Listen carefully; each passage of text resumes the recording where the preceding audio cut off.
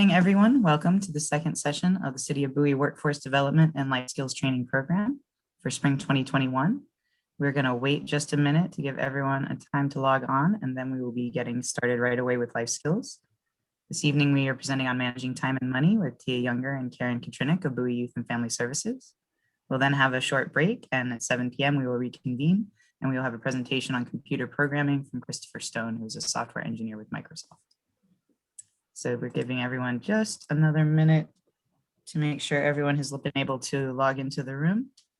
Thank you everyone so much for being on time this evening. I really appreciate you guys all being punctual. I do want to remind everyone, if you haven't, to please check your email and rate last week's session. You should have gotten an email from me on, I think, Friday with a link to rate last week's session and give us some feedback, so we'd appreciate that.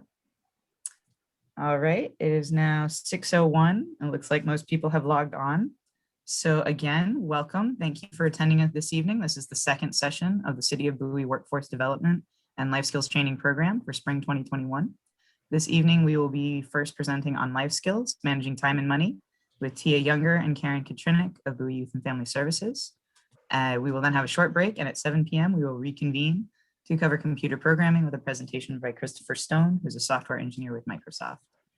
As always, there's a Q&A where you can type questions, or you can raise your hand and we will unmute you if you want to make any remarks or ask any questions of the presenters. And before we get started, I'm going to give everyone a chance to ask any questions. No one has any questions before we get started? All right, thanks again for attending, and I'm now going to turn it over to Tia and Karen from Bowie Youth and Family Services. Thanks so much, Kay. Welcome, you guys. So this week we are excited to be talking to you guys about time and money. But I wanted to start out with a quick reminder. This life skills training is really intended to be interactive.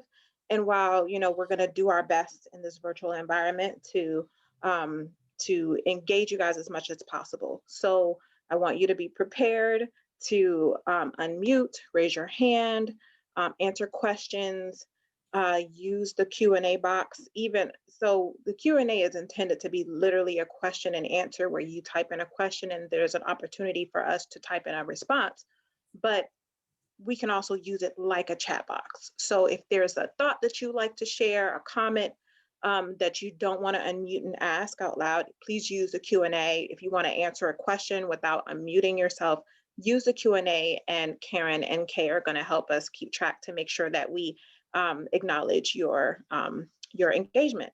Let's see. Last week we talked about setting goals, and I gave you all a homework assignment. I don't know if you remember, but I asked you to write down a goal that you have and to put it somewhere where you can see it. Sorry, I just realized I can't see the participant list. Why is that? Well, I can't see the participant list. Wait, maybe I can do it if I do that. Okay, there it goes. Okay, I would like to know if you could just raise your hand if you did that, if you wrote down a goal and put it somewhere where you could see in your home, somewhere where you can look at it every day. Did anybody do that? Awesome. Thank you, John. Thanks, Christopher. Well, I encourage you guys all who did not do that, it's just a reminder. It's a good habit to have, to keep your goals in front of you in a way that you can see it every day. I personally have you know how in your calendar app on your phone, I have the option to put reminders or tasks. I a lot of times will put my goals as a reminder in my calendar, so it pops up at 6 a.m. every morning when I wake up. It's a reminder, these are the things that you're working towards. So it's good to be reminded of those things and to use it, to put them somewhere, even if it's just writing it on a piece of paper, or getting an image that represents your goal and putting it somewhere where you can look at every day. So I encourage you to do that. If you don't, we will be using, I'm not sure if you guys can see me, but we will be using the student guide. Student guide looks like this. If you don't have your student guide yet, you should definitely go to City Hall and pick up your materials, because we will be making frequent reference to the student guide. But in the meantime, we do have electronic, like a scan of each chapter. Here's the link is what you see on the screen, tiny.1/life-skills-SG, that stands for student guide, so that you can access it in the interim. But you really should definitely pick up your materials, because there's a lot of resources that Kay also prepared for you guys to have. That would be good to have. But we definitely be making reference to the student guide frequently, so you want to have that. And just a heads up, the link gives you, in the link, the student guide is broken up into chapters, and I just realized that we don't actually tell you guys what chapter each that we're working from, and they're not really in order. So for example, today we're doing time and money, and it is chapter 5 in the student guide. All right, let's get moving. Managing time and money. We're going to be thinking about the relationship between your priorities, your values, your goals, and how you manage your time and your money. So your priorities are things that are important to you, your values, and your goals, which you're working towards. So I'm going to pause here and ask a question. And here is a point where I do need your feedback. So I want you to think about the things that you spend your time on and things that you spend your money on. Time and money. And I want you to just shout out. So raise your hand if you'd like Kay to unmute you, or if you want to use a Q&A. Tell me something that you spend your time on. What's something that you spend your time doing?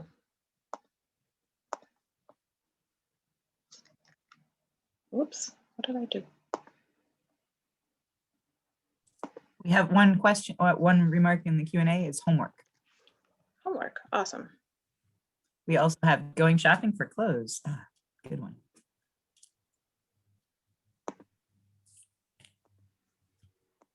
Anyone else? Things you spend your time or your money on? Video games? Well, things specifically time right now. Homework, video games? Shopping, video games. Extracurricular activities?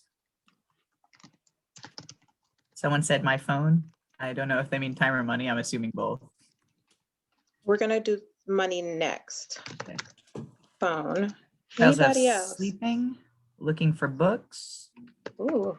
sports, and driving. Nice. Okay, what about things that you spend your money on? What are some things that you spend your money on?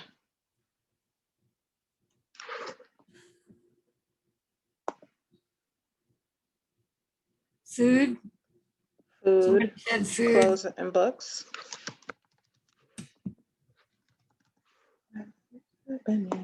Phones. Clothes, books. Oh, Phones. somebody said snacks. Anything else that you can think of that you spend your time on or your money on? Phone. Somebody said phones. Yeah. I guess they buy phones. Well, yeah, you got to pay for that phone, so that makes sense.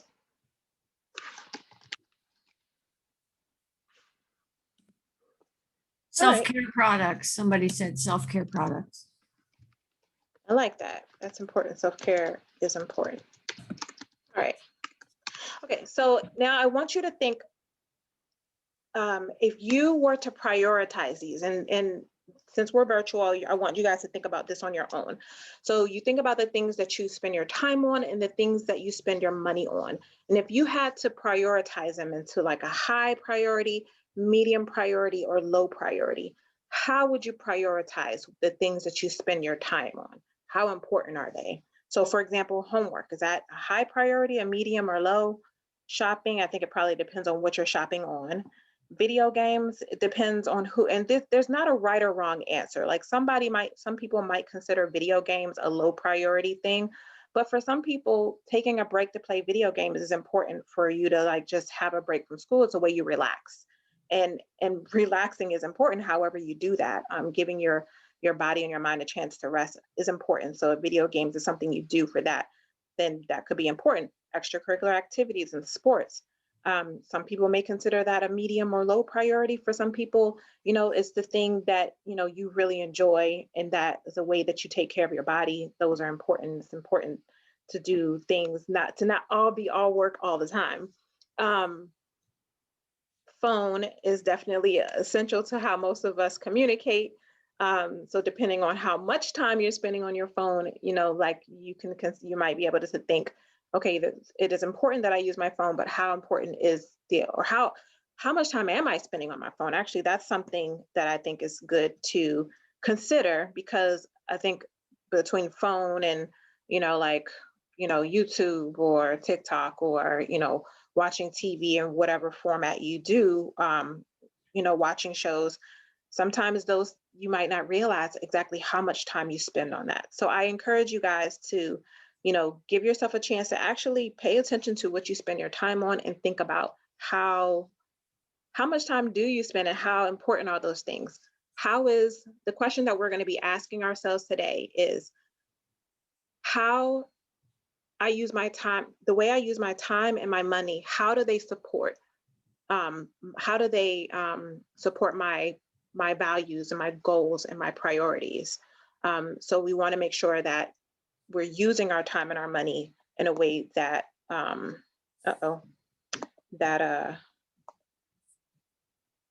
sharing so prioritizing, this is what we're talking about.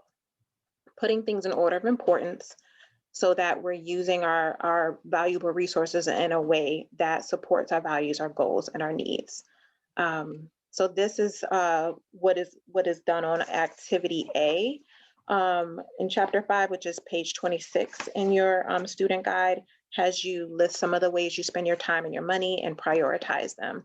But prioritizing is important so that you can make an informed decision about how the best way to use these resources. Okay, so the question, what do time and money have in common? You can raise your hand to unmute or type in the Q&A. What do time and money have in common?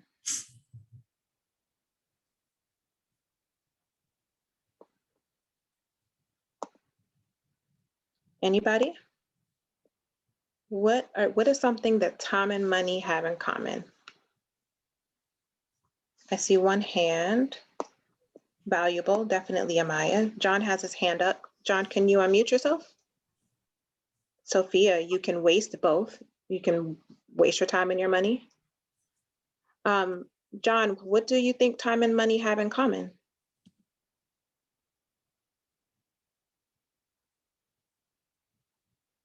I think you may still be muted. No, he's not. Okay. I'm going to guess that if John could answer, he might say that you don't have unlimited time or unlimited money. So both of them are valuable because there's not unlimited amounts. Exactly. They are limited resources, so they definitely run out. So how does prioritizing our time and our money affect how we use them? When you actually take the time to think through which of the things that you spend your time on are most important, if you take the time to think before you actually start spending, think about what are the things, the expenses that are most important. How would that process of prioritizing make a difference in how you use your time and your money? That's a kind of a complicated question, but how does prioritizing your time and your money affect how you use it?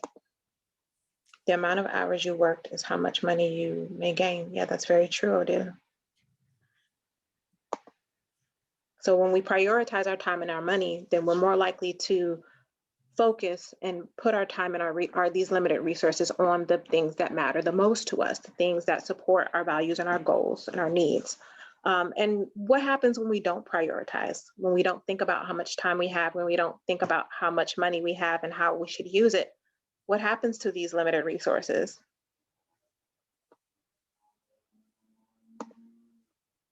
Anybody? Can you type in the Q&A or raise your hand to unmute? What happens to the limited resources? You can wait. Noah says you can waste opportunities to Exactly. use them. Yeah, exactly. So when you don't prioritize them, you end up wasting them, or, you know, like when they're gone. When you're ready to use it for something that's important, they're not there for you to use. Okay, so we're going, sorry. Well, we also talked about as you guys start to figure out like what your values are and what's more important, you're going to start to realize what kind of person you are and what's important to you. And that will be different for every person. Like some people might be it might be very important for them to be on time, for example, and other people might be more relaxed.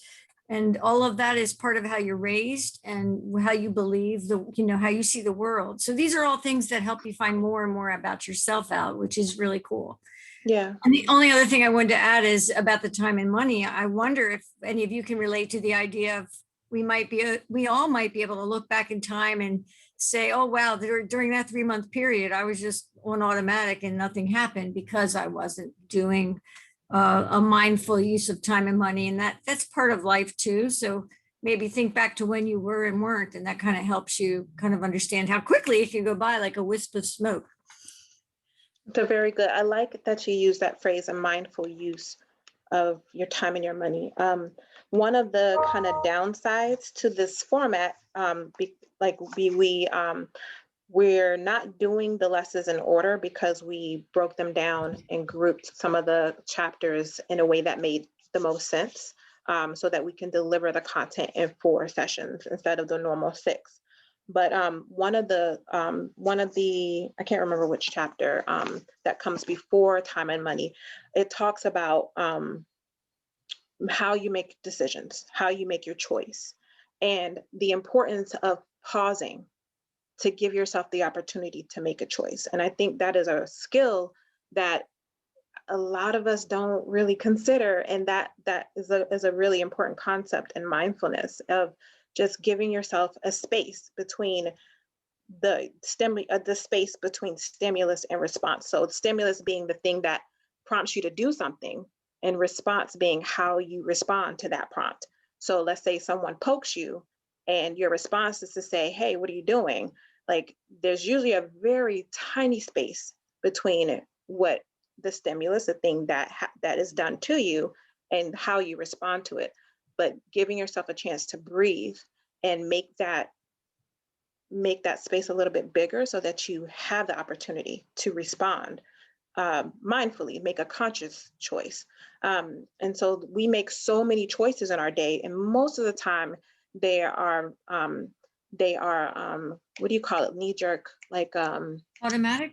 Yeah, they're automatic. So like it takes practice to like actually give yourself a chance to pause between before you make a decision. And the more you do that, because in that choice is your power to choose what you're going to do, what your life is going to be like. Yeah, they're tiny decisions. Am I going to get up, or am I going to push the snooze button? Am I going to, go buy some snacks, or am I going to save that few dollars and put it towards something that something big and more important? Those are tiny decisions, but when you do it as a habit, when you give yourself a chance to pause and give yourself the power to make a choice, over time, it can have a big impact on your life and your outcomes. And I think that's really important as we think about time and money. So, right. If you go underneath everything that Tia just said, it's like you're either on the conveyor belt at the airport, going along, standing on the belt, and whatever bangs into you is your life, or you get off the conveyor belt and you walk to where you want to go.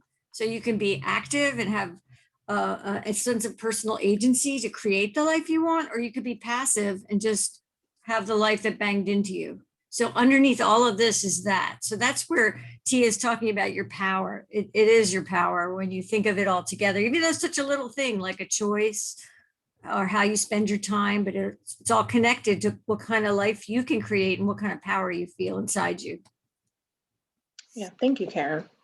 So we're going to talk about how you manage your time and how you manage your money. So with time, it's having a schedule. With money, it's having a budget. So I think at this point in your life, you're all in school. So scheduling comes a little bit easier for you because your school pretty much determines your schedule until, well, you choose your classes. And as you progress in your school career, like if you're a senior, you may have a lot more flexibility in how your schedule is. You might have more time to do independent study, take college courses, or, even just, have the chance to work. Because you've already completed some of your classes. But in general, when you're in school, the school determines your schedule. So I don't know how many of you do any of you keep your own schedule outside of just, your class list that the school gives you? Raise your hand if you have your own schedule that you keep track of. Okay, Odile, Ava. Awesome. It's a good skill to have. If you haven't started doing that, it's good to have. There are definitely apps that help you to do that. And I think a lot of us, when we're young, let our parents kind of keep our schedule, like remind us when we have like appointments and things like that. But the sooner you start a new habit, keeping your own schedule, the easier it'll be for you to use it when you need it. And the same goes for a budget. So here we're talking about the steps for scheduling. Identify, list, prioritize, plan, and evaluate. And we're going to go through each of those steps. So identify what you need to accomplish in a set period of time. List your activities and how much time you spend on them. Prioritize the activities according to your goals, needs, or values. Now, this is probably not something that we usually do when we're creating a schedule. But in this specific example, we're going to imagine that there's more that you want to do in your week than you really have time to do. So we're going to prioritize so that we can make an informed decision, a mindful choice about where to put our time, because we don't have time to do everything. And then plan a schedule to maximize your use of time and minimize distractions, and evaluate. So that's also important too, because all of these schedules and budgets are management tools, but they're not just a one-time thing. It's not you just create a schedule and it never changes. Things change all the time. Meetings change, meetings take longer. Some appointments may take longer. You have to move things around. So they're intended to be a fluid tool that you use on an ongoing basis and make changes as you need. So you may realize that you don't need as much time as you thought for, let's say you plan to have a full course load, but you realize you didn't need one class because you already took another class that counted for that credit or something of that nature, so that you had a few extra hours in, a couple of days a week. So now you can move things around to focus on, put that time towards something that meets another priority. I see that, Odile, your hand is up. Did you have a question, or was that from the previous hand raise? Okay, if you have a question, you can unmute, or if you have something that you'd like to share, you can unmute. Okay. I think she took her hand down. Yeah, okay. So we're going to give an example of this. So in this example, we create a weekly schedule by listing all the activities you would do in a normal week and how many hours each activity requires per day. And then we rate each activity's priority. So this is activity B, which is on page 27 in your student guide. Again, this week we're in chapter 5. And so if we were in person, each of you would be doing this kind of on your own. You would list the activities that make sense for you, that are relevant to your experience, and just kind of guess at how much time you spend on them. And then you would rate each one based on whether you think it's a high, medium, or low priority.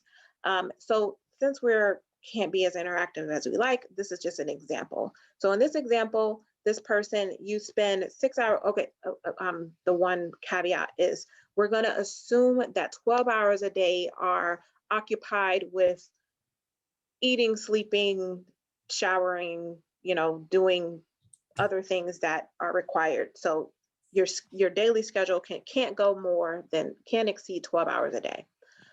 So in this example, you spend 6 hours a day, Monday through Friday in school. You work on Thursday through Sundays, you work for 4 hours. On Friday, Saturday, and Sunday, you spend time hanging out with friends. You play a sport or an activity or an extracurricular activity that you do Monday, Tuesday, Wednesday, Thursday, and Saturdays.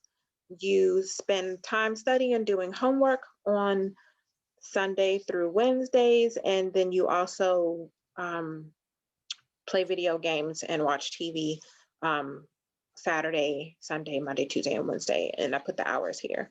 And we're assuming in this example that TV and video games are low priority, but they're good for you, like you enjoy them, so you do them. Studying and doing homework is medium priority. Maybe you kind of need to study, but you're doing okay in school, so it's not as important. Your sports and your practices and games are medium priority because you enjoy them, but you realize they're not as important. They're not like essential, but you do enjoy them. Hanging out with friends is also a medium priority. Work and school are high priorities. And again, there's no right or wrong answer to how you prioritize. It's specific to your experience. Okay, so in this example, we're assuming that, let's say your teacher makes you stay after class and say, hey, it looks like you really need some help in math. You're a senior, you're supposed to be graduating this year, but you need this class in order to graduate and you're struggling. So she strongly recommends that you enroll in math tutoring. Math tutoring for you is 6 hours a week. It's 2 hours on Tuesday, Wednesday, and Thursdays. Now, if you add this activity to your schedule, it's going to put you over your max hours on those days. So the question is, how do you adjust your schedule to make room for the new high priority activity, the math tutoring? And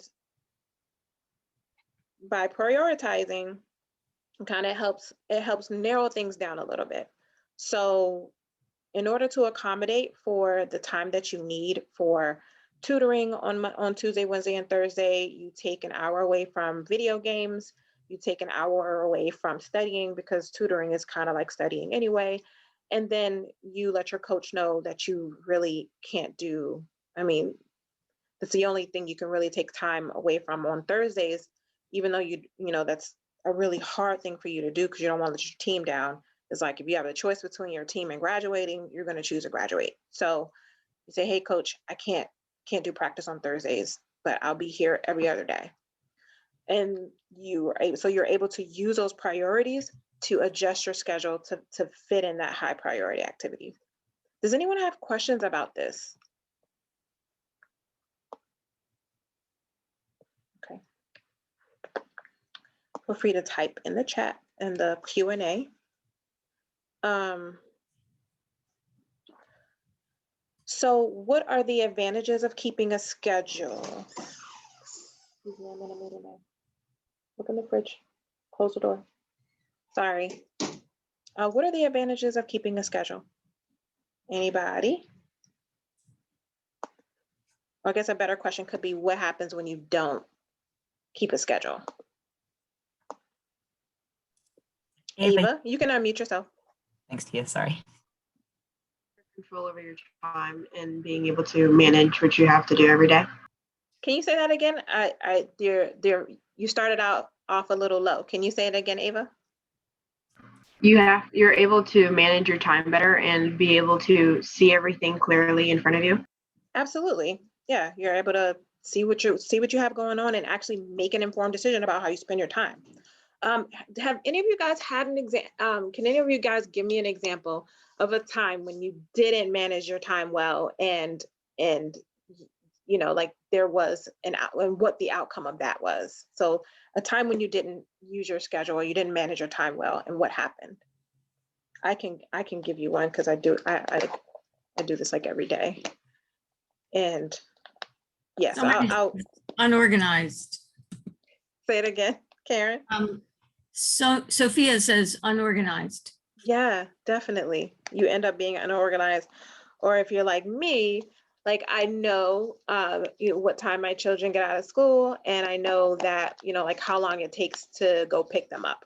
So like I don't know how many times like you look at the clock and you go, okay, it's time to go, but let me finish this one thing. Or you don't look at the clock and I don't set an alarm, then I just don't realize how much time goes by. And then I'm rushing to go pick them up and I'm either late or there definitely was one time when I got a ticket for speeding because I was trying to get to school on time. So that's like a example of how, like something that was a minor thing could turn into a major thing because you're going too fast, you could get in an accident, you get a ticket, or, your kids are mad because you're late picking them up from school.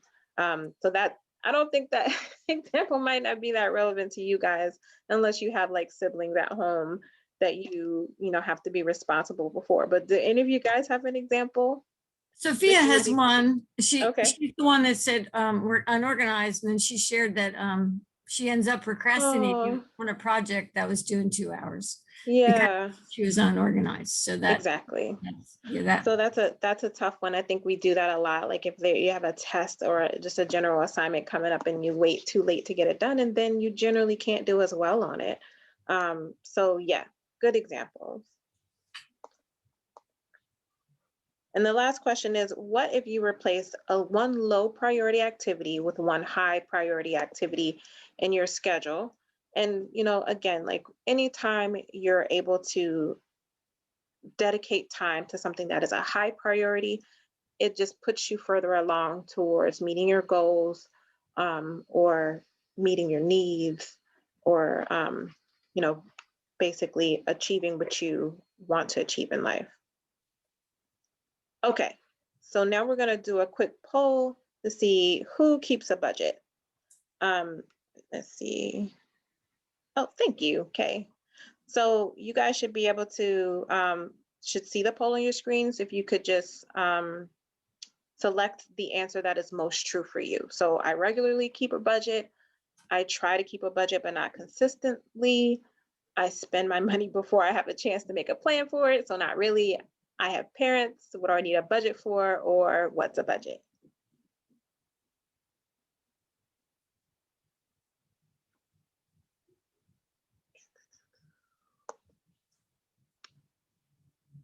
I don't think, Kay, I don't think that I can see I can see who's it. I responding. can. Okay, if you could just let me know when it seems Yeah, so like we have 15 seconds left. I'm going to give everyone a minute to answer. We've had 11 Awesome, thank you. responded so far. So far, most people have said I try to keep a budget, but not consistently. That's me. 5 people have said I spend money before I have a chance to make a plan for it, so not really. One person was honest and said I have parents, so what do I need a budget for? Yeah. Other person said I regularly keep a budget. Awesome. So I ended the poll, and now I'm going to share the results. Thank you, Kay. Thank you guys for your response. Yeah, I think a lot of us are in this category, whether you are young or you're an adult, or even as a young person, if you have responsibilities. A lot of us try, but not so. We don't usually do it very consistently, and it's something to work towards. So if you're in a situation where you are privileged enough that you don't have to worry about money, your parents usually take care of those things for you, now's a good time to learn. Kind of similar to the conversation we had last week about credit. Keeping a budget is one of those things you don't want to learn about the hard way. And when I say the hard way, it's really like when we spend our money before we have a chance to make a plan for it, which I admit I do that too sometimes, and I usually regret it, because when I spend without really making a conscious choice or being mindful about where my money goes, most of the time there comes a point where I want to use that money for something and it's not there anymore.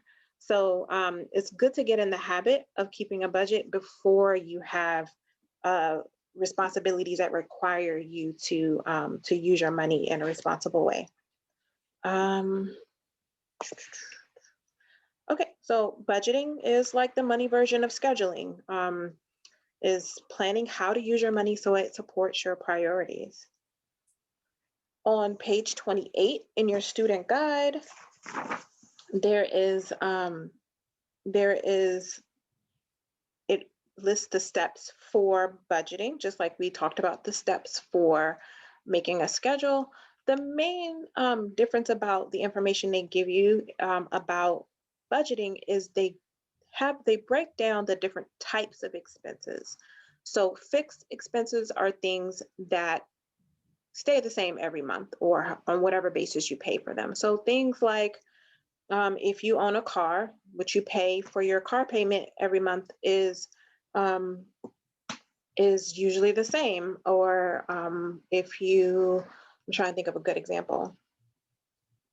Variable expenses are expenses that you have regularly, but they change based on how much you use them. So some people's phone bills might be based on what you pay might be based on how many minutes you use them, or things like electricity and water. How much food you buy that week, like fast food. Absolutely. How much food is based on how much, it's not always exactly the same. Whereas fixed expenses are the same every month.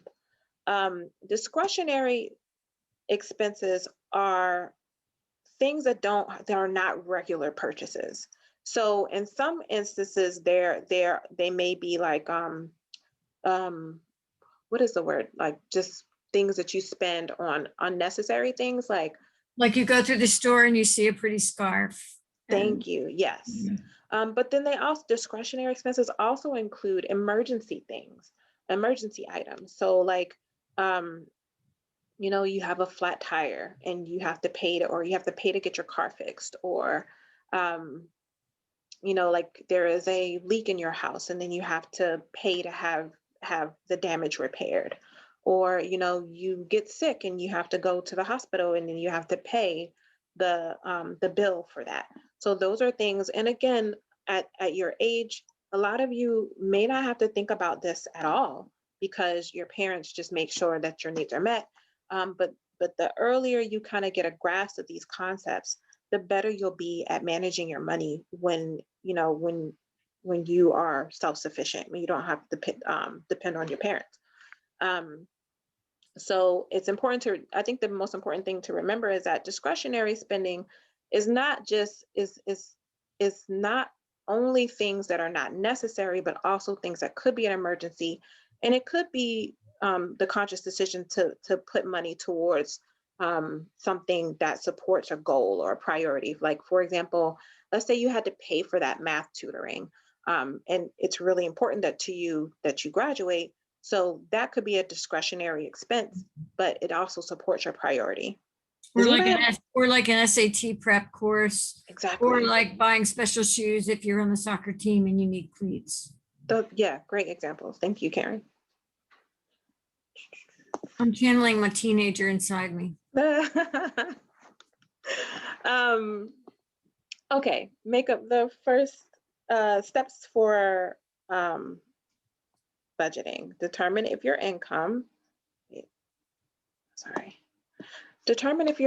and expenses balance. So that's called reconciling your budget. So usually you should always have your income be more than your expenses.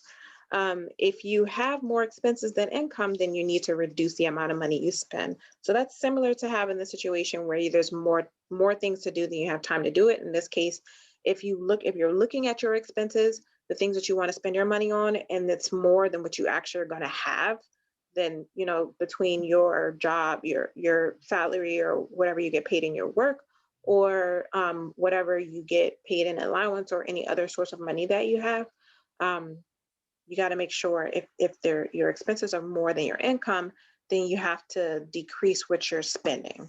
in one way or the other. And that's where prioritizing is important. So if you take the time to think about what you want to spend your money on and prioritize those things, and then you look at how much income you have and you realize you don't have enough money to spend on everything, you use those priorities to determine, what's the most important thing to put your money towards. So we're going to go through another example similar to the schedule where we have a budget and we need to move things around in our budget to make room for a high priority expense. So this is the Money Smarts activity on page 29. Activity C, it's called Money Smarts. And I would encourage you guys to do this. It looks like most of you guys are don't keep a budget regularly, so it's good to have practice.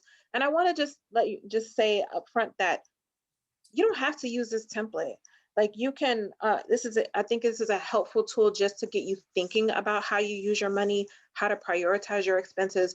But if you're gonna keep a budget regularly, you should have a template that works for you. So, go look online and look up budget templates and find one that works for you. And if you can get in the habit of keeping it on a regular basis, like looking at how much money you spend or where your money goes every month, you might be surprised, because even those of you who may not have a job, I guarantee you spend money in one way or the other, and you might be surprised if you list what you spend your money on, how much money you actually have access to on a monthly basis. And if you think about where that money should go, you might make different decisions in how you spend. So in this example, we're gonna assume that you have a part-time job that pays you where you get $200 a month. And your expenses are a monthly phone bill that's a fixed expense, which means it's $50 every single month. You spend about $75 going out with friends every month, and that is variable. So it depends. Sometimes it's a little bit more, sometimes it's a little bit less, depending on what you guys do. You love going to the movies. You try to go to the movies twice a month. And well, back in the day when we go to the movies, you spend $25 a month on movies. Or maybe nowadays it's really important for you to see those movies as soon as they're released on demand. So, or I don't know, for live streaming, and you actually put it in your budget to pay to watch those movies as soon as they come out. So you spend $25 a month on movies. And then you are saving $50 a month. And now movies and savings are both discretionary expenses. And that's because they're not fixed. They may change, but they're also not like monthly things that are bills, I guess. They're not required. So there are things the movies are things that you choose to do for fun. The savings is something that you choose to do to be responsible, to make sure that when emergencies arise, you can have some money to put towards those things. Or if you're saving towards something important to you. So you might be saving so that you can buy a car one day, or something else that's important to you. Okay, so in this example, we are going to say that there's a new cell phone that you really want to get, and it's going to add an additional $50 a month to your cell phone bill. So you've already prioritized your current expenses. Your cell phone is really important to you, so that's a high priority. Going out with friends is medium priority. Movies are, you hate to say it, but it's a low priority. And savings for you is high. You're determined to get this new cell phone, so you're going to consider that a high priority. The problem is that when you add in that new cell phone on your bill, your total expenses goes up to $250 a month. So you're gonna have to cut some of the other expenses so that your expenses do not exceed your income. So you need to cut $50 out of this budget. And we're gonna look at the priority of these expenses to decide where we want to take money away from. So the only thing on your budget that is not high priority right now are movies and friends. So we're going to change how much we spend. We're going to keep what we put on our phone the same. The $50 for our current bill, the $50 for the new phone stays the same. We're going to cut $25 from are going out with friends. So the revised amount that we spend on hanging out with friends is $50 a month.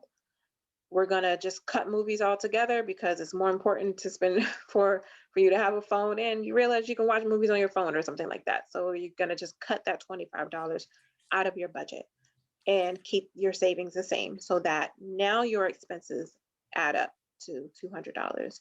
So the actual expenses here don't matter that much. I hope that you guys will kind of think through this activity in a way that makes sense to you based on like what you actually do spend money on. And just the process of prioritizing your expenses and understanding how to move your money around so that your income is always more than what your expenses do not exceed what you actually make every month, or the money that you have every month. Does anyone have questions about this? Okay. First question here is, what type of expenses do we have the most control over? Fixed expenses, variable expenses, or discretionary expenses? You can use a chat or you can unmute. Okay, Chana said that she doesn't understand it. Are you able to unmute to ask me a little more or ask a follow-up questions? Which part do you not understand? Is it the difference between fixed, variable, and discretionary, or She said she does understand it. Oh, okay. Oh, no, I understand. Sorry, I misread your question. Thank you. You're welcome. Okay.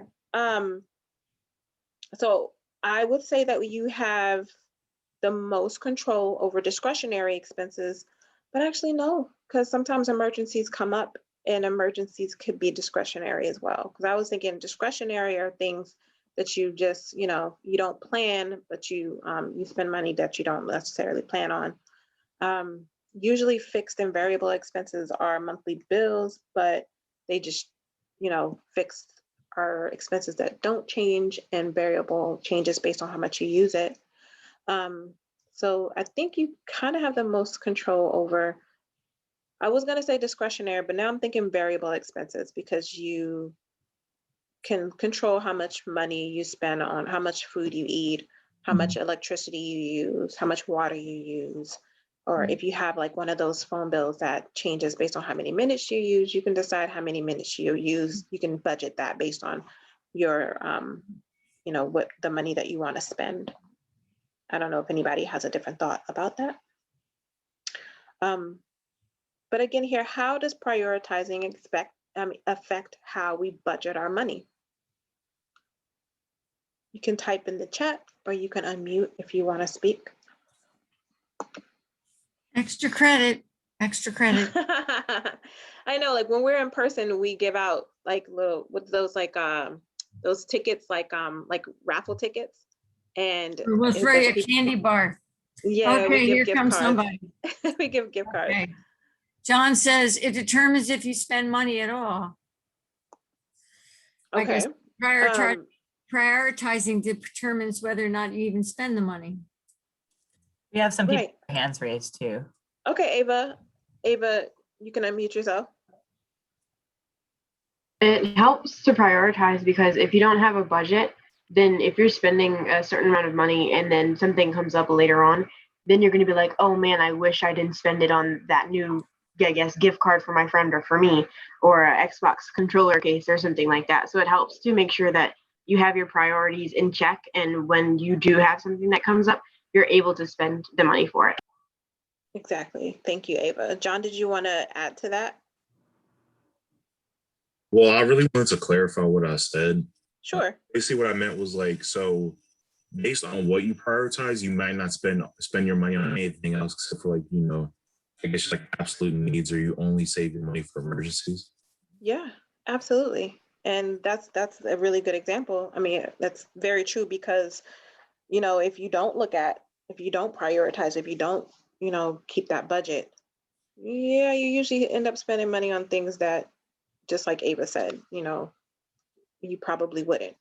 Does anyone have an example of having Yeah. money and not without, were you gonna say something, Karen? Yeah, I also think what John's saying is, like for some people, they might really just spend money on what they have to and save all the money for whatever it is they want, but other people might not be able to do that because of who they are and what works for them. So that's another example of what makes you tick and what's going to work for you, and how you have to kind of really be a detective to see how it's going to work for you so you don't burn out and like not be able to be consistent with your plan.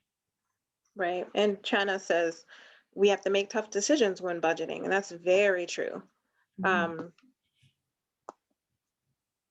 that's very true. I mean, it's tough decisions, but you'd rather make those tough decisions ahead of time, because usually you either going to make the tough decisions when you're making that budget, or you're going to have a tough situation to deal with when an unexpected expense comes up, or an expense that you kind of forgot about comes up that you don't have money for because you didn't plan. So dealing with money is a challenge, I think, in general, but you'd rather let that challenge be making that decision ahead of time about how you want to use your money than waiting until, you know, an emergency comes up and you got to say, hey mom, can I have more money because I need blah blah blah, and she's gonna say, wait, what happened to the allowance I gave you, or what happened to the money you got from, you know, X, Y, and Z. Does anyone have an example of being in a situation where they didn't budget so well, and what happened that they'd be willing to share?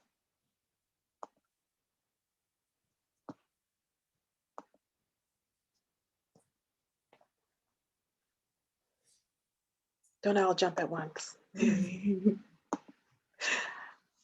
I definitely have one. And my story is about bubble tea. Do any of you guys know what bubble tea is, or enjoy bubble tea? Because I personally am a bubble tea fanatic. And if you don't know what it is, I encourage you to go explore it because it's great. It's one of those things I think people either love or hate, but it's like an Asian drink. It's that comes with different flavors, and then there are these little like chewy tapioca pearls that they called boba that are in the bottom of the cup. So it's like a dessert kind of like treat. And when I was in college, I was addicted to this stuff. And I cannot tell you how many times I had to like tell my I had roommates, and we all shared, we all put a money in a pot for groceries. We all bought groceries together. And there were many times when I spent the majority of my grocery budget on bubble tea, because those drinks are not cheap. They were like $4 a pop. And you know, that's fine if you're doing it every now and then, but I was drinking bubble tea like every day. So yeah, it became a problem, and I ended up having to like just stop altogether because my roommates were getting really mad at me because I wasn't contributing to the groceries like I was supposed to. So I don't know if that's a good example or not, but. Well, I think Yeah. that with this one piece, it's interesting. Like if you, let's say you're in the moment and you spend a lot of money with your friends, when you go out, you want to treat them, and you spend money on your sports team because you needed supplies, but then all of a sudden the prom comes up and you don't have money for the ticket. That would be a learning curve. And I want to go back to what we said last week about self-compassion, because we are all going to make mistakes about money, and it's not a right or a wrong. And just think of it as, wow, I'm really going to learn from this, because we don't want to come from a fear-based place. We want to come from being curious about how we can find our own power. And it's okay if it doesn't go well. So a failure is not a failure. It's just an opportunity to learn. Awesome. In terms of if you do spend your money in a way that makes you not have enough. So that's my one takeaway for, if you never forget anything, just being compassionate towards yourself is really important. Hey, Tia and Yeah, Karen, I thank just you. want to break in to say we only have a minute left. So Yes, thank you. I realized I saw that, Sophie. I'm glad somebody knows what I'm talking about. But yeah, I want to just kind of piggyback on what Karen just said, and that the way that we talked in this lesson about time and money is the way that it's presented in the life skills curriculum, but there may be a situation like your experience with time may be different. Your experience with money may be different. You might live in a household where your parents don't even bother you with those things, and you really haven't had a chance to think about it. But there's nothing wrong with that. But this is just an encouragement for you guys to explore these things on your own, so you can kind of decide how you're going to approach how you handle time and money before, and don't wait until it becomes like a challenge that you have to face. So I'm gonna wrap up. There is some talk about procrastinating and impulsivity, but I think we've kind of already talked about those things, about making decisions without planning them, about putting things off. So I think you guys kind of get it. So thank you so much for your time and your attention, and for interacting with us. I want to remind you guys that our contact information is here. Some 24-hour crisis numbers are here for anybody who might need. And there are resources to support your mental health. Also on this slide, you can also find them at tiny.one/youth resources. So thank you guys. Have a great night. Take a minute to stretch, reach up, get up out your seat, reach your hands up to the ceiling, take a deep breath, run to the restroom if you need to, and the next session is going to get started in just a few minutes. Thanks. All right, thanks, Tia. Thanks, Karen. Again, we have a 5-minute break now. Feel free to get up, move around. We will reconvene at 7 to have a presentation by Christopher Stone about computer programming. Thank you again to everyone for participating in the first session about life skills, managing time and money.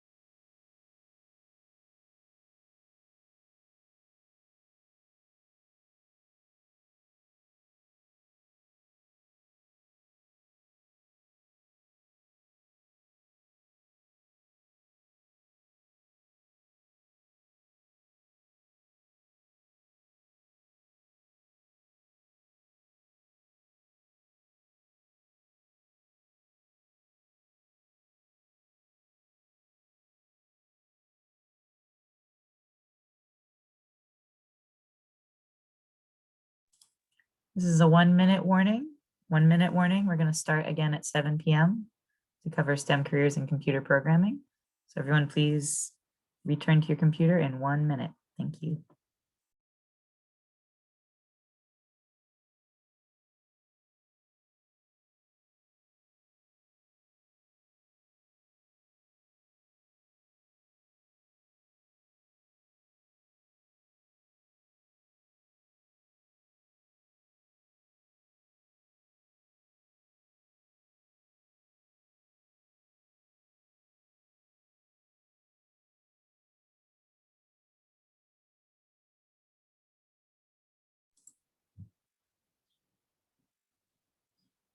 All right, it is now 7 p.m. I'm going to welcome Christopher Stone, who will be our presenter this evening on STEM careers. Mr. Stone, are you with us? Can you unmute if you're able to hear me? Yep, I can hear you well. Can you hear me? Yes, I can. Thank you for joining us this evening. Welcome. Thank you. Thank you. So I'm going to stop sharing my screen and you can share your presentation. And I will be monitoring the chat and the Q&A as you present and let you know if people have questions, if you don't acknowledge it yourself. And we'll just start from there. Okay, cool. I'm going to see what happens when I press present. And then I'm going to share my screen here. And as always, everyone, any questions you have, any comments you want to make, please type them in the Q&A or you can raise your hand and we will unmute you. Cool, great. Thank you, Kay. Can everyone see my screen? Just a thumbs up or unmute and say anything. Or I can't see it. I don't think you shared it. You need to go to the green share screen button. Okay. There it is. Okay. Oh, okay. I forgot to click the share button. I'm sorry. I'm not a Zoom person. Now we can see it. Thank you. Okay. Can everyone hear me still? Yep, we can hear you great. Thanks. Okay, great. Okay. Hello, my name is Christopher Stone, and today I'll be talking about careers in computer programming. So just footnotes, I guess, out there before we start the presentation. If you have any questions, just unmute yourself and just blurt it out. I'm okay with that. Or you can just raise your hand. That's okay with me. I really want to make this interactive as possible. So just so I know there's folks out there listening. And then at the end of this, we also have a Kahoot that we're running. So if you want to, get the best score in that, I advise just to listen out for some gems. Okay, I'm gonna start it off. So let's see. So who am I? My name is Christopher Stone. I am a Bowie State alum, and I'm a software engineer currently at Microsoft here in Seattle, Washington. So again, from Bowie State University, I grew up in Prince George's County. I went to, I don't know if anyone has heard of Friendly High School. I'm not sure. I know this is a youth, but I'm not sure which, whether we have middle school or high schoolers here. Yep, so I went to I was from Prince George's County, went to college in Prince George's County, Bowie State again, had the opportunity to be in SGA, joined Alpha Phi Alpha Fraternity Incorporated, and several things there. And then a couple of months after I graduated, I started as a support engineer here at Microsoft. So just taking, phone calls and supporting our customers for Office products. So anything that was like PowerPoint or Excel or Word related, I was taking those phone calls or just assisting customers with different types of bugs. But about a year ago, I transferred over into software engineering. It was always something I wanted to do eventually at the company. So that was a big milestone for me. I went to school for computer science, so transferring into computer programming was eventually something I wanted to do. Another thing I always get asked about a lot is Seattle. It's different, it's rainy. I can say that it's pretty sunny out right now. I guess it does get kind of rainy during the winter time, but the transition was pretty smooth and I do like it out here. Okay, so now that we got the introduction out the way, these are some of the things that we're going to. Oh, we do have a question. Oh, I'm sorry. Thank you. All right, Noah, you can ask your question, please, after you unmute yourself. I had a question about how you moved. Was it like more, since you worked at Microsoft, did you have like a advantage to like transfer over to a different field? Yeah, I think that was the biggest thing. Like, so just so that I understand your question, are you asking like, was it easy for me to kind of transfer over into like a different kind of like profession while still at Microsoft? I meant from like the employer standpoint. Like, do you think they saw you, since you previously worked at Microsoft, they were like, it transferring you would be like, since you have it on your record that you worked there already, would be easier? Yeah, I think that internal kind of like I guess what do we call them? Internal transfers are kind of are like easier to work with than somebody that may be external. So if someone is external, then they will have to go through a process where you're trying to, you know, if another person was coming from Kentucky, they would probably have to make sure that they supply them with, you know, a stipend, which is money so that they can move them out into Seattle, or they would have to, you know, go through a bunch of paperwork and HR things before they can bring that person into the company versus someone like me. It was, I guess, the transition for me to get to the next position was a little bit easier because I didn't have to, you know, go through so many like background checks of who this person is or who is this person they're bringing into their company. It was already somebody that they're familiar with, so it was easier to make that transition. Does that help?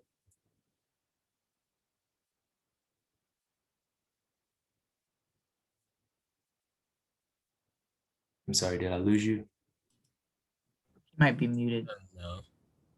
Oh, thank you for answering. Okay, cool. Thank you. Thank you. Again, yeah, please feel free to interrupt me at any time. I appreciate the question. Thank you. Okay, moving to the agenda. Pretty much what we're going to cover today is careers in programming, computer programming. So what is computer programming? What does it look like? I'm going to drop like a very, don't get scared, a very small, like algorithm problem later on. So just walk through it and see kind of what goes on in like a software engineer's or software developer mind. So I hope that didn't scare you away, but I just want to prepare you for what you're going to see. We're going to talk about the high demand of software engineers, why people are or companies are looking for software engineers. I kind of already talked about Bowie State University and computer programming, but I'll probably touch on it a little bit later. And then also I'll talk about free and open source platforms to learn computer programming fundamentals. So basically just any type of resource that if you're interested in computer programming, what's a great place for you to get started. And then, you know, if those I have free, you know, open source ones, and then there's also ones you can talk about later, but I'll get to that. Let's see. Okay, so what is computer programming? So we have software versus hardware. Can anybody tell me? I think you all went over hardware last week. Can anybody tell me examples of hardware versus software? Like what are they using, or like just any examples? You could just blurt it out.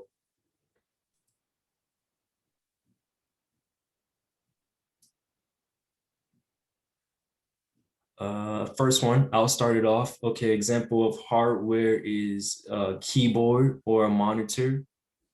And software, anybody want to, you know, try that one?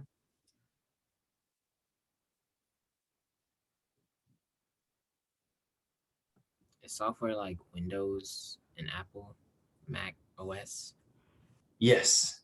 So Windows, the operating system, and then Mac OS is also another operating system. And so that's like the platform you can upload applications on. If you're talking about iPhone, iOS is another platform, software platform. And then John also raised his hand. You can unmute yourself, John, please. Oh, I was gonna wait till you were done. But I was just gonna say that I guess hardware would be like the actual thing, whether it's a computer or a phone. right. Great. Thank you. Yep. Those another one. Anyone else got anything else they wanted to add? How do I see the hands in here? Okay, participants. I see it now. If you look at the participant list, that'll show where people have raised their hands. Okay, thank you, Kay. Okay. Software would also be like, I guess the internal functions of the computer or the, I guess the application of something. Yes. So, for example, we can, you ever hit like that power button on your phone and you hit the volume button at the same time and then it kind of like powers it off. And then you're holding those two buttons down, or you're just turning your phone on and turning your phone off. Those two things is kind of like hardware communicating with the software. You turn it on and turn it off. And so that's what computer programming essentially does, is like the software communicating with the hardware, or and vice versa, to kind of make a set of instructions or actions happen for the user that's using it. So a set of instructions is pretty much the best way to describe computer programming. So we're just solving a problem. So we'll deep dive into solving a problem and what that looks like.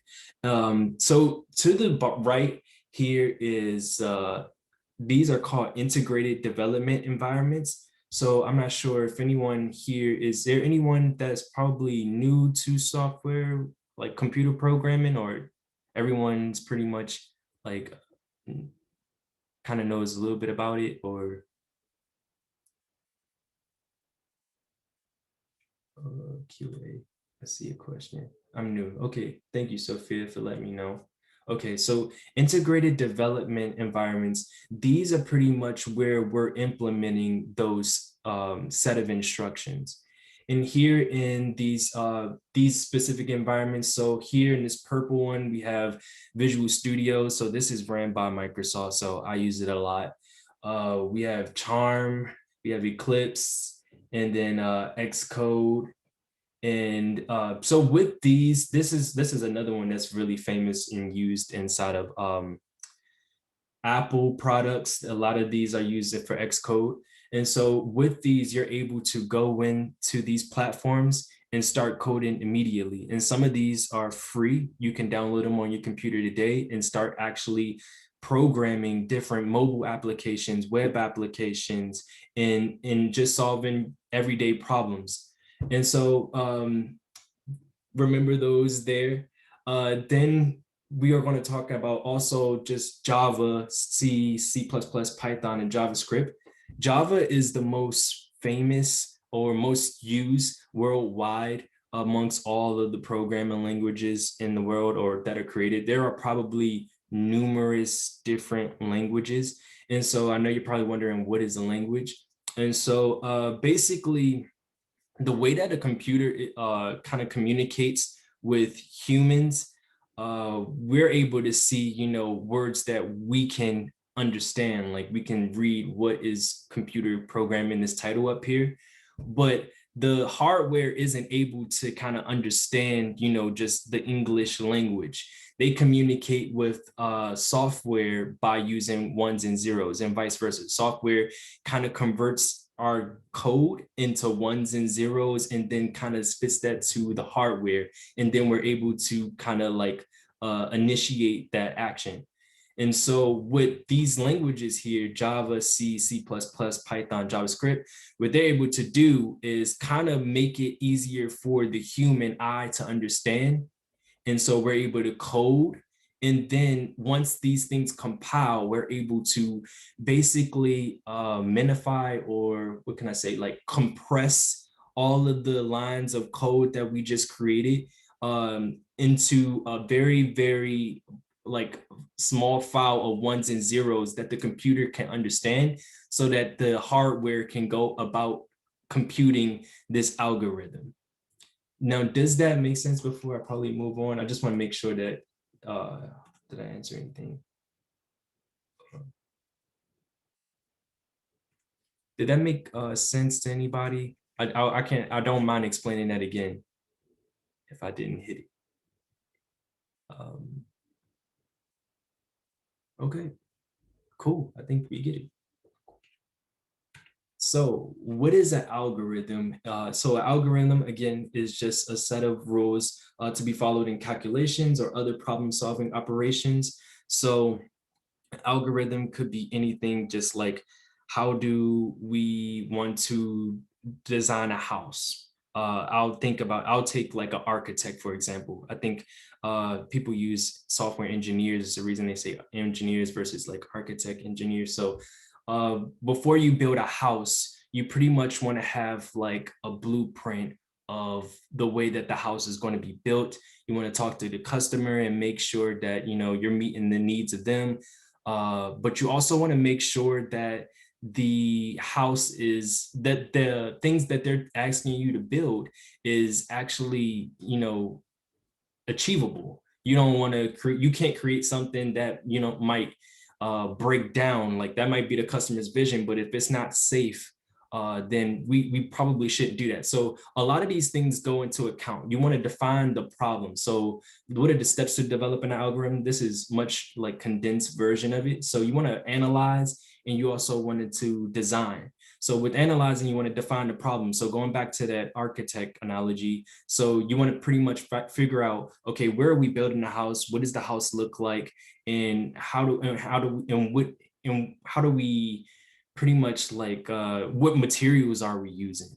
And so, and then we want to design it. So now that we know what the problem is and what we're doing, we want to start building out exactly what we've already pretty much constructed from the analyzing. So this is an example. If anyone wants to try it out, please feel free. I'm also gonna kind of walk through it, but this is just a small example. Oh, do I have a question? Step-by-step plan. Okay, cool. Yep.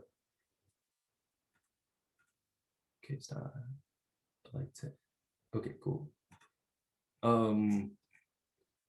Thanks for the. Am I pronouncing it right? Shauna? Shauna? Thanks for the question, or the comment. But yeah, so this is an example. So it says, imagine you want a program that tells a user how many stamps they need in order to mail a certain number of pages. You need 1 stamp for every 5 pages. So for instance, if you have 6 pages, the first 5 would need 1 stamp, and then the 1 left over would need another stamp. So that's 2. And then you have 12 pages. So the first 5 would need 1, the second 5 would need 1, and then the last 2 would need 1. So that would be 3 stamps. Does anyone want to take a chance at like writing an algorithm, just solving, just kind of saying without code, pretty much how you would solve this problem if someone were to come to you?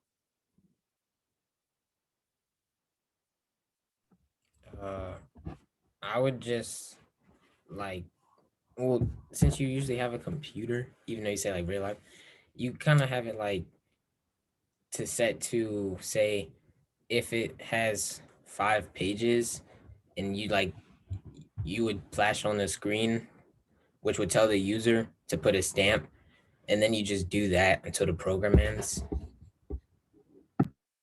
To the program ends. Okay, nice. So you're saying that every time that they bring up 5 pages, you put up another stamp for them. Okay, I see what you're going there. John, I see your hand is raised. Would you like to give it a try? Yeah, I was thinking like 1 or 2 things. Either one, you could treat the papers as like tally marks. Every time you put that line through, the next paper gets a stamp. Or you could treat it as like you could have a counter going up to 5. After 5, it resets and then put the stamp down.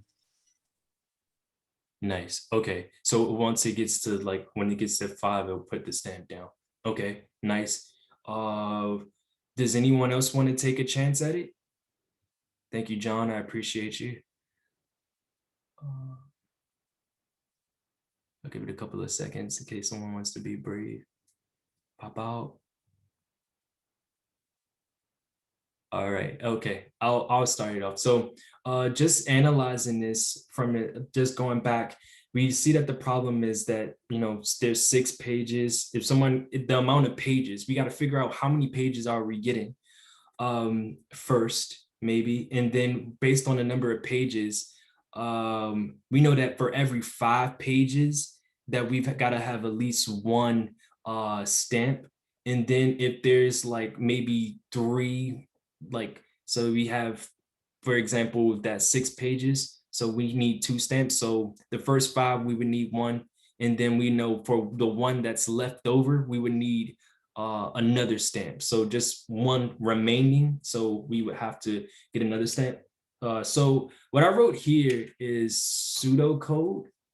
So what pseudocode is basically like, without even the computerized or like the programming languages version of anything, this is just pretty much talking about the problem, analyzing and designing exactly what the algorithm would look like without coding anything.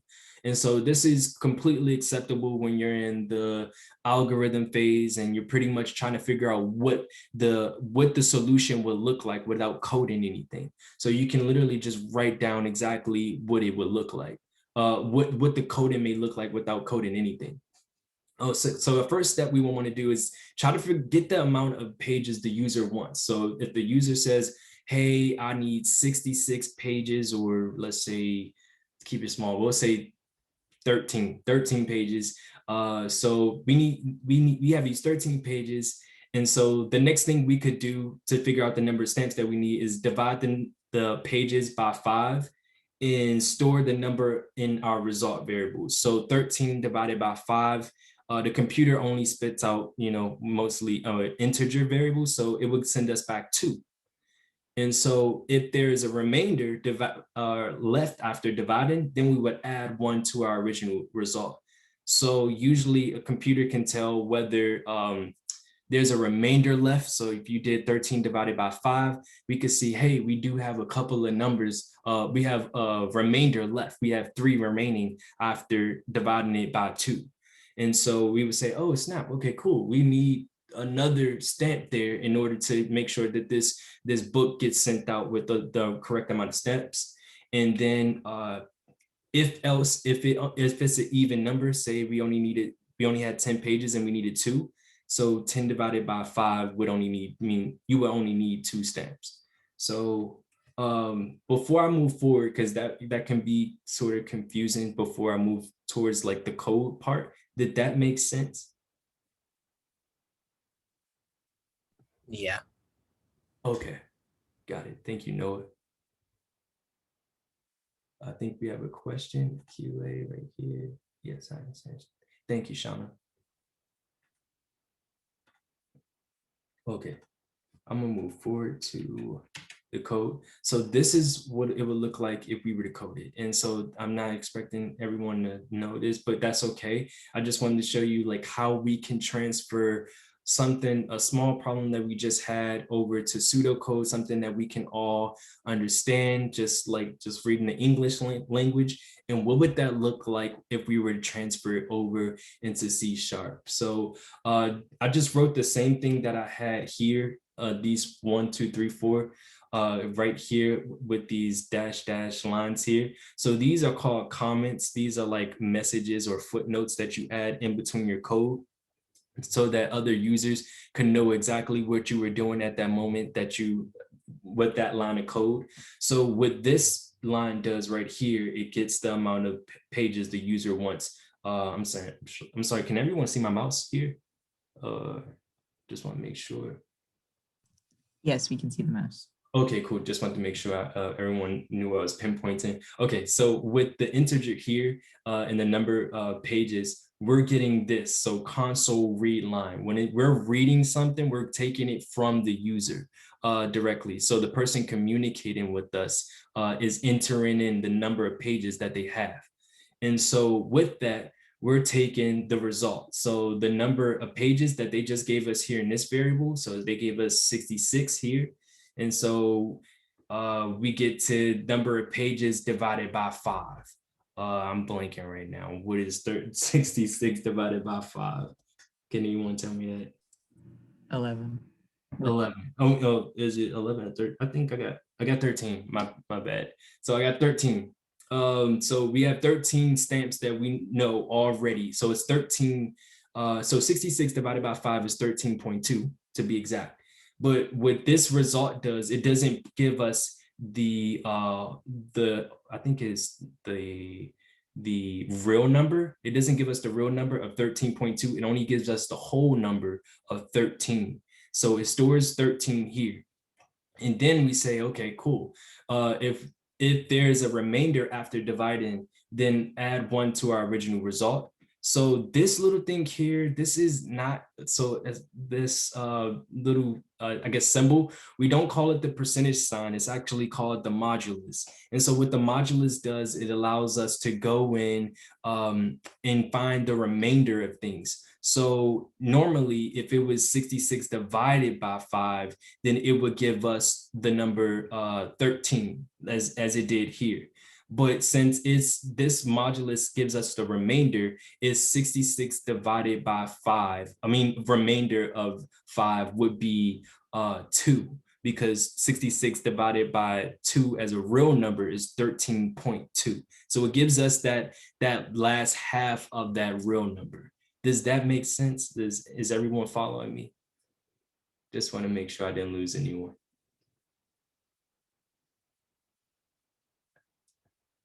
I'll take that as a yes and no. Okay, hold on. I've done coding similar to, so I get that. Okay, awesome. Okay, cool. So it's a little math that goes into it, but not too much. Now we're still following. And so since we already know, since 66 with the remainder of 5 does not equal, so this exclamation means does not equal, so does not equal 0. So we already know that this is 0.2. Then we know that we need to add a number to our result. So it would be 13 plus 1, because we know that we need an extra stamp to cover that last page. But if the remainder goes, if this were 65 divided by 5, then we wouldn't have a remainder left over. It would just be 0. So it would be equal to 0, and we wouldn't have to add anything else. We could just spit the remainder out as it is already, or the result out as it is already. So it would be 13. So that's just a very small algorithm. I hope I didn't lose anyone. If you have a question, let me know now before I move on. I have a question about int. Is it like a function? Yeah, so int is what we call is basically a declaration. So we have the type, and this is the declaration. So int is called integer. We also have different types like double, which actually helps with keeping track of real numbers. We actually have, it's another one called bool, which keeps track of whether a variable is true or false. Float, which handles a certain length of amount of decimals that a numbers have. And then we have another one called string, which can actually handle text. And so basically we're just saying, hey, I want this variable right here to hold this. I want this to be an integer. I want this to be only a variable that can hold whole numbers. Okay, that makes sense. Yeah, and so if it were different, if it were like string first name, and then I put like an equal sign here, and then I put my name in quotes, Christopher Stone, then I would say I was declaring that this variable first name has to be only the type of string. It can only hold like characters on the keyboard. So I hope that made sense. Yeah, it does. Okay, thank you, Noah. Is there anyone else who has a question about anything?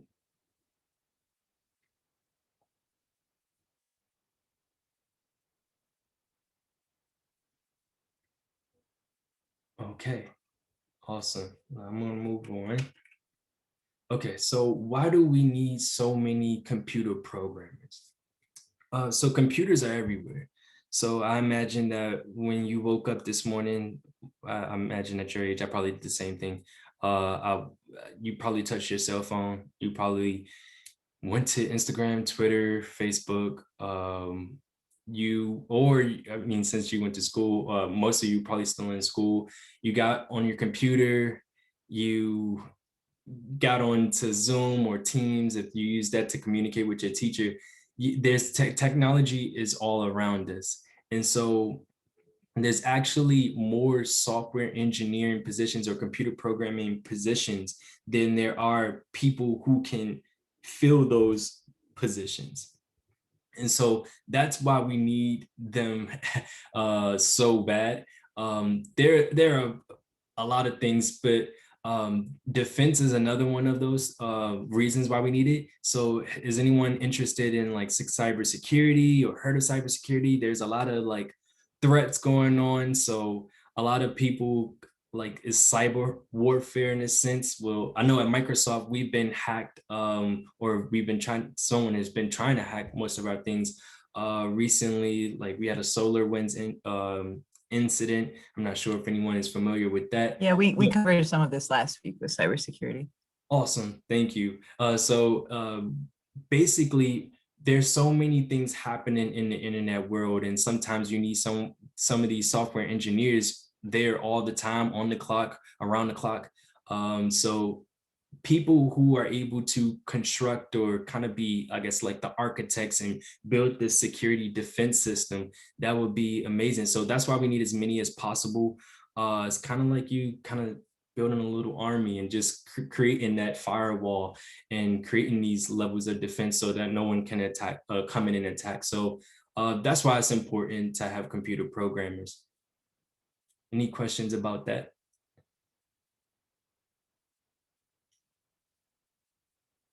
Awesome.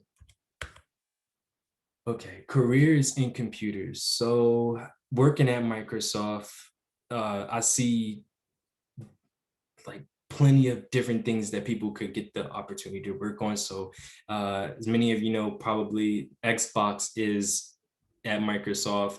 We also work with, we have Office, which is like Word, Excel, PowerPoint. And so that involves web and mobile development. So video game development, I see a lot of it just from friends who work at Xbox. And so if you have a passion in video games and you're really, if you play video games all the time and you were wondering, wow, how do I kind of, do something like that? How do I construct this? Or how can I make these graphics better? Or what can I do to, be involved in some type of way? Video game development is pretty cool. Web development can go on for days in a sense of things that you could do with web development. If you know how to create websites, I think you'll pretty much always have a job. Everything that we do now is technology based or computer based, like everything. So every single company needs a place to showcase their business. And so the best way that you can help them is by creating a web page for them. And I think it's finding those opportunities where you can help other people kind of fulfill, their purpose and passion. You can do that through web development. And then mobile development, mobile device development. So that would be just like Instagram, or what's another one? Any video games that you see on your phone. Those are pretty much mobile device development. And then we have cybersecurity, which we pretty much already talked about, just like building a level of defense for protecting our technology. And then software quality assurance engineer, or QA.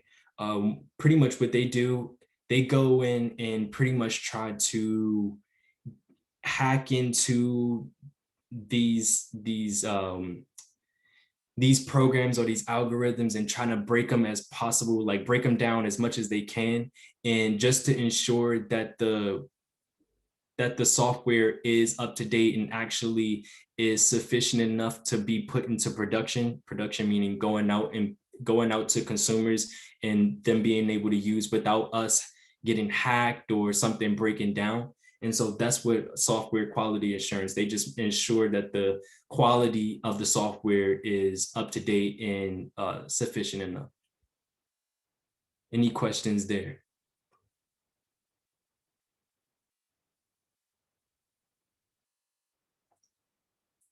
Cool. Moving on. So what are some of the benefits of careers in computer programming? So choosing your own path. So the salary range, a lot of salaries, I guess that's the minimum, starts at 65K and up to 125K. That's just starting. So usually that number can go up higher. I think it's important to put that just to show you, I guess, like, I guess money, everyone, is a money driven world. We understand that. But I think the biggest thing if you're thinking about coming into this field, the number one thing that drives you can't be money. I think you should also really think to yourself, do I love this? Or not whether you love it, are you good at it? Because if it's frustrating you, sometimes the money won't like push you over the edge to like get to like to reach that goal. Like I think you should also like it. It's not shouldn't just be about the money, because if it's about the money, it probably won't, keep you there long enough. I think you gotta have a passion for it, just a little bit, to keep you there. No, for me, just speaking how I got into computers, just relating my story. I pretty much grew up around computers. My dad was in computer science. Always pretty much he would give me like a computer and I just poke around that stuff all the time. So I think that's what pretty much like built that passion up for me to kind of have that. And I was just, I was pretty good at it. And so just poking around and learning different languages and, having a drive to start projects and finish them. I think that's what really drove me. So I think that's the biggest thing I want everyone to walk away with. Just if you have a passion for it, definitely pursue it. And then choosing your own path. What does that look like? So being a consultant. So just what I said earlier about web page development.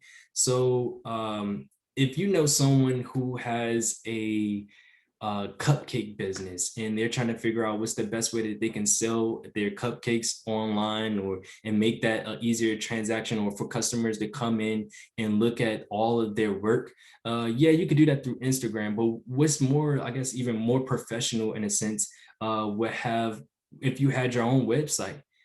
There's so many opportunities for web page developers to go out and seek out some of these companies that probably, or businesses that don't have maybe an up-to-date website. I see a lot of websites that are kind of like that were created in the 2000s, and it's 2001. So it sounds crazy to say, but 20 years is a long time in technology. So if you're not constantly investing in your technology, a lot of customers can walk away and not be as like, won't find your website appealing. It just won't be up to date. So being a consultant in that space and constructing other people's websites, I mean, you could be your own boss pretty much from home. All you have to do is hop on the computer, talk to customers and about what they would like to see on their website and how can you make their vision come true. And so that's a pretty cool thing. I have a couple of friends who are in that business. Owning your own business, kind of going into the same thing as consulting, pretty much creating, a space where software developers can come in and then kind of move towards one specific goal. That could be anything within business. That could be selling shoes on your website, which could then turn into Amazon, because I think Amazon started as Zappos, I think. One of those things. But yeah, so owning your own business. So that if you look at I guess like some of the big, CEOs, Bill Gates, Jeff Bezos, that's what they've done. They've created a business on their own through software. And then another perk, I guess you could say, a workplace environment. There's this movie called The Internship, I think with Vince Vaughn and Owen Wilson. I might be dating myself. So with that, within that movie, it really showcases like I guess the computer programming environment is just very calm and chill, and they have like their workplace environment is seen as fun and kind of like evolve from what we see in our everyday 9-to-5 lives and those type of jobs. So it's very different. If you haven't seen that movie, I suggest seeing that. It's a great movie. And then teleworking. And so another thing I kind of mentioned earlier is that you could be your own boss. And even teleworking goes into, just me being at Microsoft. I telework now too. So my commute to work was 10 seconds. I got out of bed and walked to my desk. So that's I guess the benefit of being able to telework and being in computers. I don't have to get up and go somewhere physically. I can just work from home, and it's cool. It's better than I used to take a bus. I used to take a bus an hour to work and an hour back, and I save a lot more time not taking a bus. So teleworking is pretty nice. Do I have any questions or comments about anything here? Oh, I think I see something. Yeah, that makes sense. Okay, cool. Thank you. I have a question. Hey, y'all. How's it going? Would you consider, I guess, starting your own business and leaving Microsoft to work for yourself? I think I'm so young that like haven't even thought about it yet. I mean, I have thought about it, but sometimes I just think to myself, what would I do? And I feel like there's a lot of pressure sometimes for people to, for some to feel like they have to kind of walk away. I feel like if you don't have a plan yet, then it's no reason to leave so soon.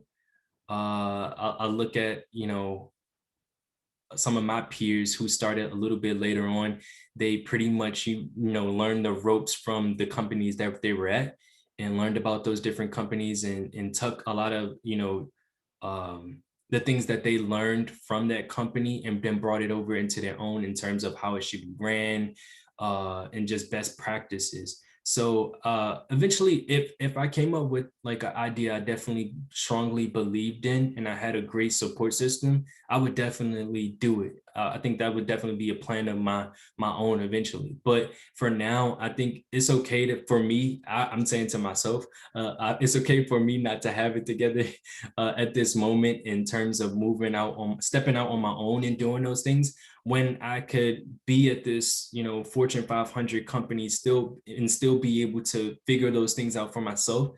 And I think that's the goal, just really trying to figure it out, but also in a sense, not becoming complacent. We can be at this Fortune 500 company and then sometimes we kind of lose sight of the goals because the perks are nice, you get nice benefits and the teleworking and you don't probably have to work as hard. So I think it just comes with a lot of vision and it is tough.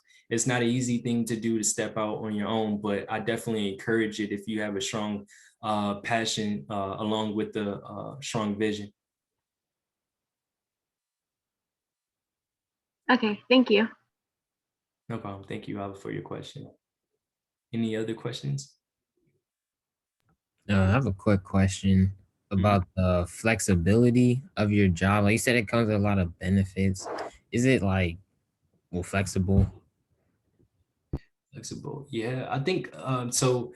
A lot of places, it really depends on the company that you work at. So I know for Microsoft, they really put a huge emphasis on work-life balance. And so I guess if you don't know what work-life balance is, basically meaning like they want you to have a healthy work style or work life, but also have a healthy life. They don't want you to make everything that you do inside of work.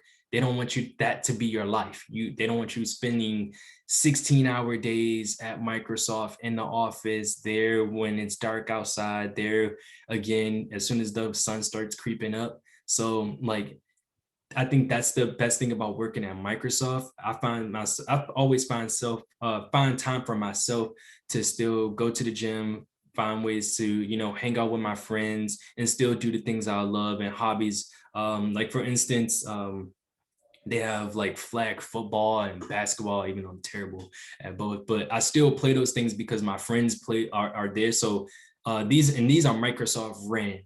So like they have their own what do you call it, leagues. Microsoft has their own leagues for soccer, basketball, football, and they encourage us to go out and be active. So I think that the work-life balance is great at Microsoft. So I can't speak too much for other companies because this is the only company I've worked with since I've walked away, but from what I've heard, like other stories maybe about other companies, I won't say any others, but any names, but I do hear that the work-life balance is an invisible line. It really doesn't exist. I know some people have pagers that are on them constantly, and when their job calls them, they have to be there to fix that specific bug that happened in another country. So whether it's 2 a.m. if you're on call and your pager starts ringing, then yeah, you got to get up. And I think what one of my friends said, he said that his phone, they program the phone that he gives him, and like you have to like get up and actually like turn it off and fix the bug before it all buzzes off. So it's pretty crazy. So yeah, it just depends on the company that you work at. It's not I guess like one kind of vision, I guess I would say. It's not like every company is different. I would just leave it at that. Yeah. Thank you. That was a great question, Noah. Thank you. Any other questions?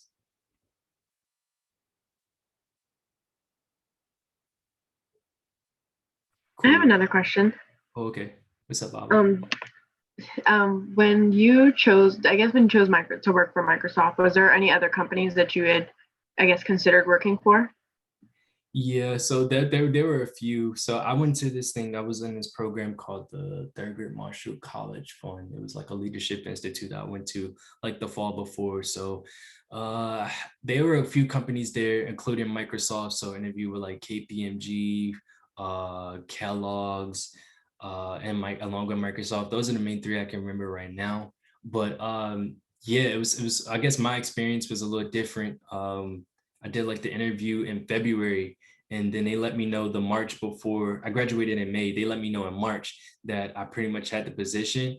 I just knew, I was just like, I knew I could. I was like, how can I explain this? I just knew that was it for me. Like, I was like, this is the one. Like, this is where I want to be. Just in terms of like the culture at Microsoft, Google and Microsoft were pretty much, since I went into Bowie State with the mindset that I was going to be a computer science major, like these were the goals that I had. I tried to get like internships at Google. It didn't work out, which is okay.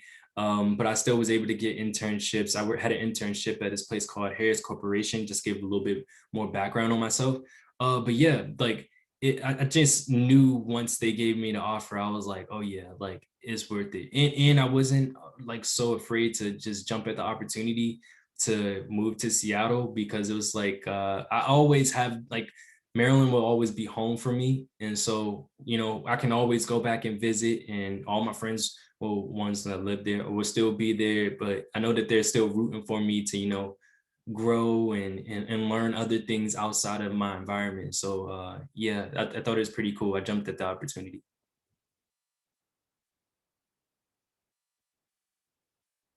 Any other questions? And thank you for your question, Alvin.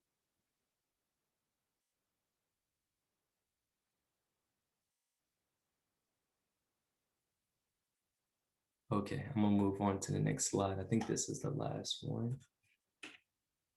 Okay, learning how to code for free. And so I have some free resources to the left, and then the other ones, I think they cost a little bit, but we'll get into that. But my favorite resource to use is YouTube. I'm pretty sure I was raised on YouTube. Pretty much like anything that you need to find on YouTube, you can look up anything, and it's there. It's like, I think YouTube's been out for like 16 years now. It seems like everything there. The content is there.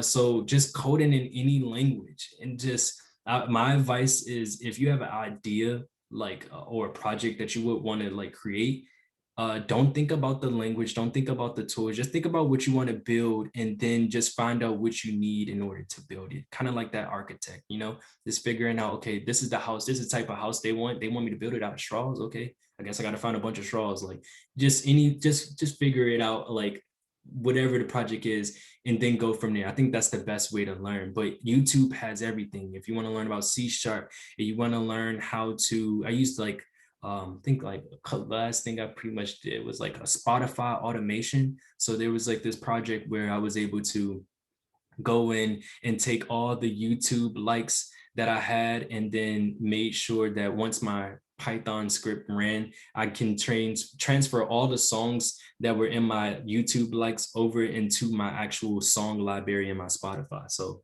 like, I learned how to use like web APIs and stuff like that through that. So all of that is on YouTube.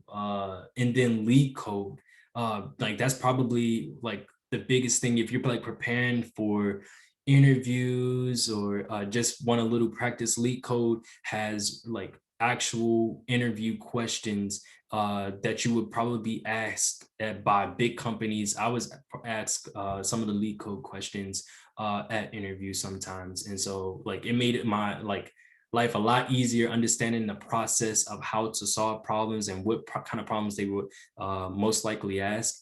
And then a bunch of tutorials here in online tutorials, online universities, and then certification training. I really wanted to pinpoint this one because a lot of people feels like there's only one path in order to become a software engineer or software developer, but there's multiple paths you can take. I stand shoulder to shoulder with people who don't even have a degree in computer science, or just me myself coming from like a small school, Bowie State University, and standing shoulder to shoulder with somebody who goes to Harvard, or Princeton or somewhere. Certifications pretty much keep you up to date on the newest technology. Technology is always evolving. Just think about the cell phones we had 10 years ago and what we have today. Like we had a home button and now we don't. So there you go. And so this keeping yourself up to date on different things that are popping up and constantly like pushing yourself to learn new things. Like there's multiple paths that you can take in order to become a software engineer. So I just wanted to throw that out there as well. I want to break in here. Sorry, Chris.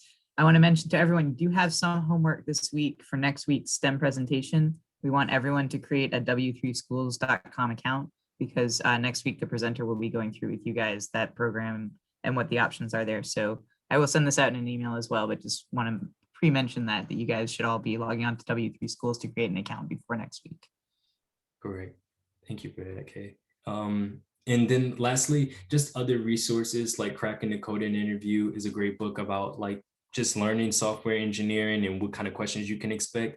And then LinkedIn Learner and Pluralsight. But I really, before you get into the other resources, I really suggest going into the free resources and seeing if you actually like it, if you would like to try it. And then if you see that passion really building in, then invest in yourself and really dip into some of these other resources. I think that's the biggest thing I want everyone to walk away with. I guess inside of this, like the resources component is definitely invest in yourself, like invest in the time but not just money, but if you have that too and you're able to do it, but yes, invest into yourself and put in the time in order to learn these things or whatever you decide to do. I think that's the biggest key in order, if you really want to be successful in any field that you choose to be in. So that's the last thing I have. And before we move over into the Kahoot, do we have any other questions?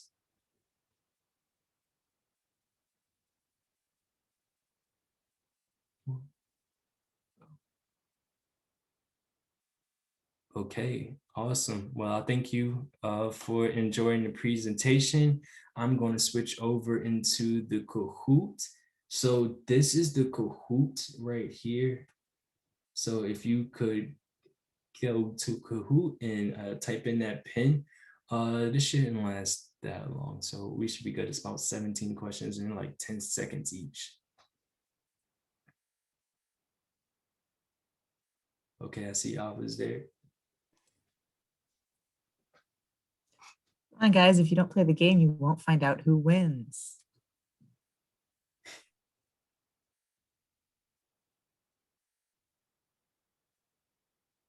Okay, Sophia, Noah, Madison.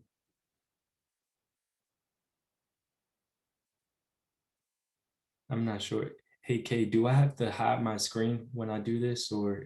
No, you're, I think once you start the Kahoot, it shows the questions on the screen. That's how it worked last week anyhow. Oh, okay, cool. Just making sure. All right, we're going to give everyone just 30 more seconds so that we can start the game. Anyone else who wants to join the game, please log on now. And again, I'm going to remind everyone that you will get an email from me probably tomorrow with some polls to rate the sessions that we had this evening, and also a link to the program that I mentioned where we want you guys to set up an account. So keep an eye out for that email. Thanks for joining us. I think we should probably get started because we have less than 5 minutes left. So okay, awesome. We're starting it up. Kahoot Basic Edition. Okay. Starting it out. Counterpart to hardware. What is the counterpart to hardware?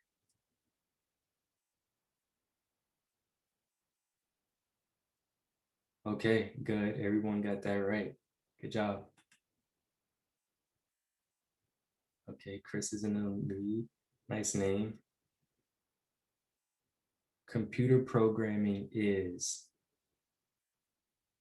a set of answers, lines of formulas, set of instructions, or lines of answers.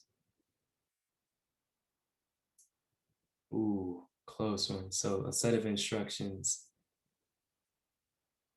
Close one. Okay, Ava, nice. No, I see you. Okay, let's move on to the next one. Computer programs are built to solve a problem, last 1 year, solve world peace, make money. Okay, nice. Everyone got that right. Nice, nice. Okay, Alva's still in the lead. The most popular, widely used programming language is Pascal, C#, Python, or Java. Java, okay, nice.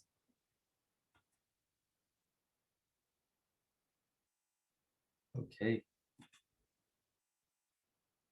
These computer programmers develop software for PS4 and Xbox.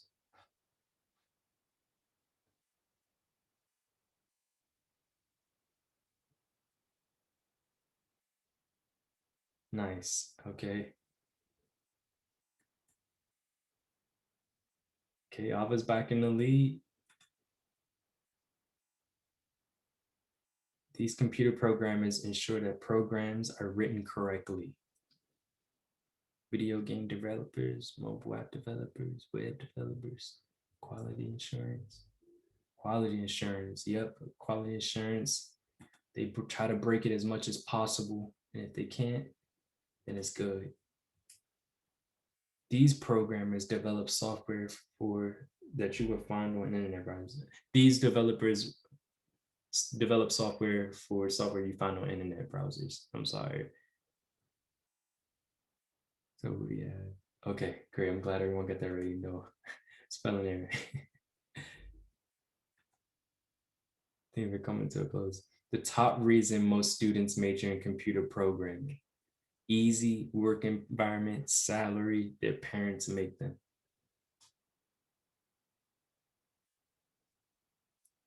Nice. Okay. Work environment isn't a bad follow-up though. Work environment is nice in the perks of work benefits. So you're not wrong, but it just won't count. I'm sorry.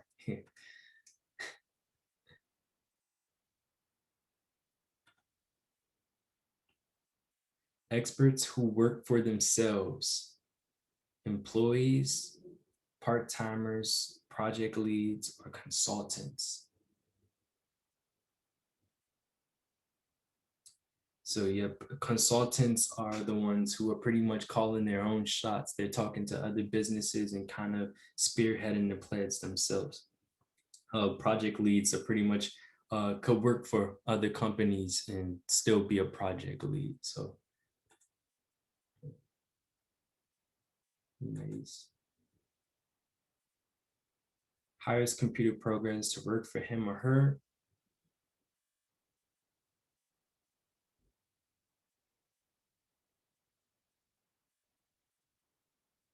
Nice, owner of a company.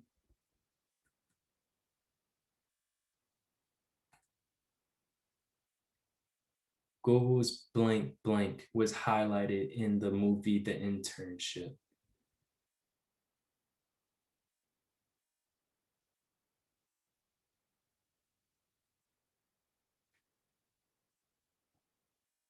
Let's see. I think we're waiting on 2 more answers. So it was workplace environment. I think we're almost near the movie. Where is it? To set up office anywhere in the world without Wi-Fi. What is that? Or with Wi-Fi, I'm sorry. cool. Teleworking. Got that right. We're still in the lead. Chris is trailing. Hardware can operate without software. True or false? Good job, false. All right, this is going to be the last one because it's 8 o'clock. Okay, gotcha. Okay, last one. Programmers are needed in cybersecurity.